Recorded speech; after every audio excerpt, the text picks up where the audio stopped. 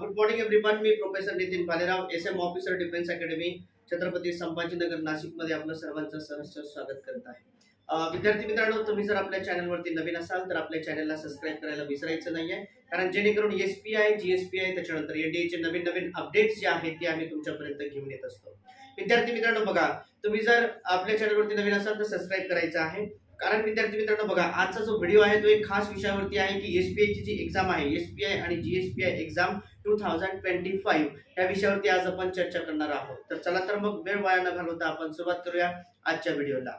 जय Hind everyone. बघा विद्यार्थी मित्रांनो, एस-पी-आय काय आहे की बऱ्याच लोकांचं म्हणणं असतं की सर आम्हाला एस-पी-आय बद्दल संपूर्ण माहिती द्या, एस-पी-आय म्हणजे काय असतं. तर विद्यार्थी मित्रांनो बघा, आता एस-पी-आय म्हणजे काय आहे आणि जी-एस-पी-आय म्हणजे काय आहे याचं सगळ्यात अगोदर मी तुम्हाला फुल फॉर्म सांगतो. आता एस-पी-आय म्हटल्याच्या नंतर काय असतं विद्यार्थी मित्रांनो, एस-पी-आय म्हणजे काय आहे तर सर्व्हिस प्रिपरेटरी इन्स्टिट्यूट, हे बॉईज साठी आहे आणि हे छत्रपती संभाजीनगर म्हणजे औरंगाबाद या ठिकाणी आहे.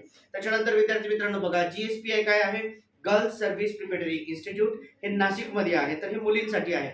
तर विद्यार्थी मित्रांनो बघा, आता ह्या कॉलेजमध्ये जर आपल्याला ऍडमिशन घ्यायचं असेल तर या कॉलेजमध्ये ऍडमिशन घेण्यासाठी सगळ्यात अगोदर आपल्याला एक रिटर्न एक्झाम द्यावी लागते.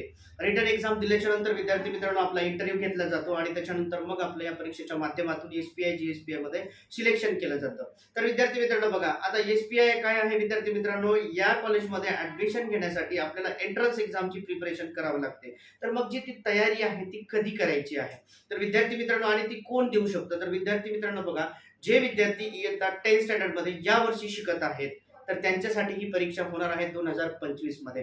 तर विद्यार्थी मित्रांनो बघा, याच्यामध्ये सिलेबस काय असतो, सगळं एनसीईआरटी, त्याच्यानंतर स्टेट बोर्ड, त्याच्यानंतर आपलं जेवढे आपले बोर्ड आहे, समजा एनसीईआरटी आहे, त्याच्यानंतर स्टेट बोर्ड आहे, याचा कॉमन सिलेबस असतो विद्यार्थी मित्रांनो. याच्यामध्ये तुमचे सगळे स्कूलचे सब्जेक्ट्स असतात आणि विद्यार्थी मित्रांनो बघायचे आपण ऑनलाईन बॅचेस सुद्धा आपल्या पूर्ण महाराष्ट्रामध्ये आपल्या इन्स्टिट्यूट मधून चालू असतात.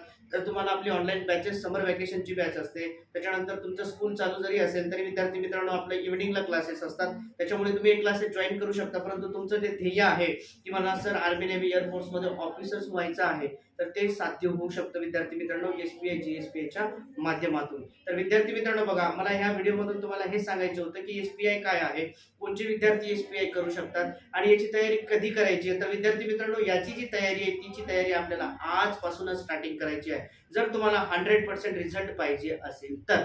तर विद्यार्थी मित्रांनो, खाली स्क्रीनवरती नंबर्स आहेत. जर तुम्हाला डिफेन्स बद्दल अजून कुठली इन्फॉर्मेशन पाहिजे असेल, एस-पी-आय, जी-एस-पी-आय, एन-डी-ए, तर खाली स्क्रीनवरती इन्स्टिट्यूटचे नंबर्स आहेत, त्याच्यावरती तुम्ही फोन करायचा आहे.